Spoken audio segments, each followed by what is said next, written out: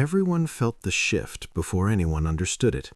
The palace courtyard, usually loud with rehearsed laughter and polite applause, fell into an uneasy hush as Prince Adrian stepped forward, his posture straight, his expression unreadable. Beside him stood Liora, the girl no one wanted. Not noble-born, not politically useful, not even welcomed within the palace walls until that moment. Guards stiffened, courtiers exchanged alarmed glances. A noblewoman whispered sharply, "This has to be a joke." It wasn't. "This marriage will not proceed," the king's advisor muttered under his breath, loud enough for several people to hear. Adrian heard it. Liora heard it too.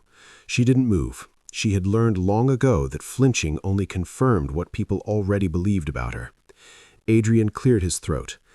"I asked you all here because there will be no rumors, no half-truths, and no private revisions of what is about to be said." His voice carried across the courtyard. "I am marrying Liora by choice, not obligation, not rebellion, choice." The queen stood slowly. "Adrian," she said carefully, "you know what this means. Treaties will be questioned, alliances strained. You are risking the stability of the crown." Adrian turned to her. "With respect, mother, the crown has survived wars. It can survive honesty." A murmur rippled through the gathered nobles. Liora felt every eye on her like a weight pressing into her chest. She had grown up under that weight, orphaned early, passed from one household to another, whispered about, blamed for things she didn't understand when she was too young to defend herself. Unlucky, they had called her. A stain, others said. She had stopped correcting them years ago. Later that evening, alone in a quiet corridor, she finally spoke. "You don't have to do this," Liora said softly. "They'll never stop reminding you of what I cost you." Adrian stopped walking. "They've been reminding me what I cost them since the day I was born." "That's not the same," she replied. "No," he said, turning to face her. "It's worse. At least you were honest about your place in the world. I was raised pretending mine was earned." She searched his face.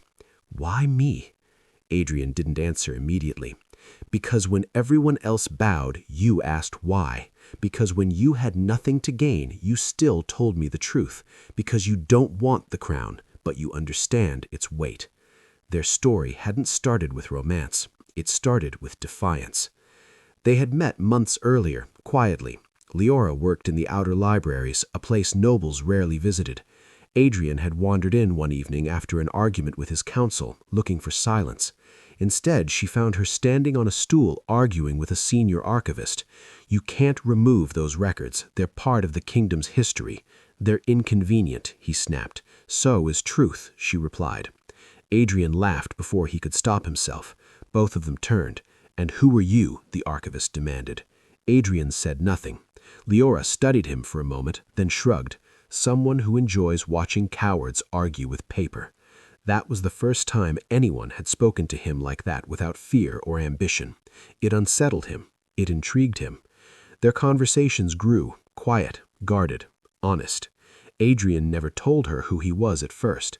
When she finally found out, she stared at him and said, "That explains the entitlement."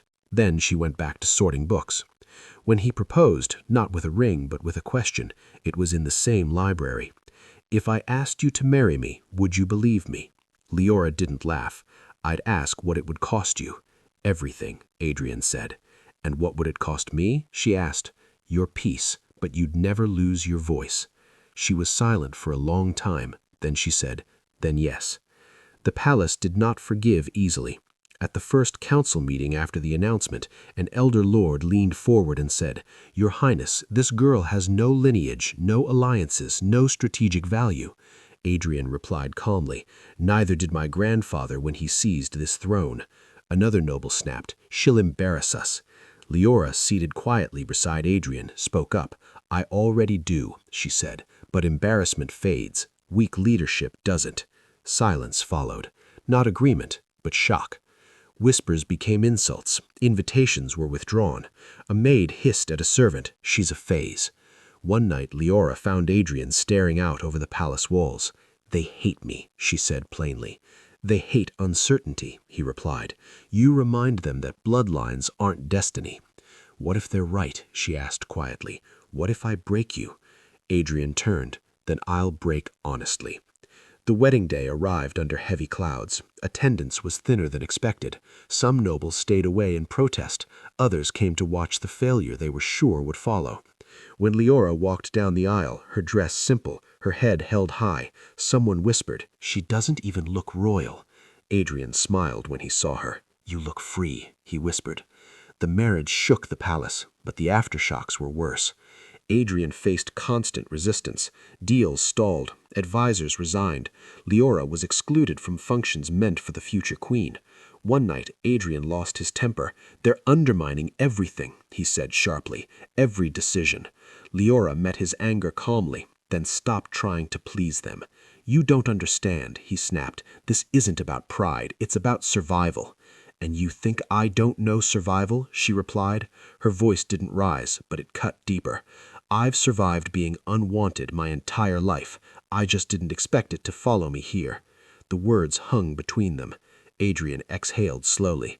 "I'm sorry," he said. "I forgot who taught me to stand." Time passed. Crises came, and Liora proved herself where others failed. She listened, she mediated disputes without arrogance. She spoke to common people without condescension. When famine threatened the outer provinces, it was Liora who suggested reallocating royal reserves. A noble scoffed. "You'd risk royal comfort?" She replied, "Comfort doesn't keep a crown, loyalty does." Public opinion began to shift, quietly, uneasily. Then the king fell ill. Power rushed towards Adrian faster than expected.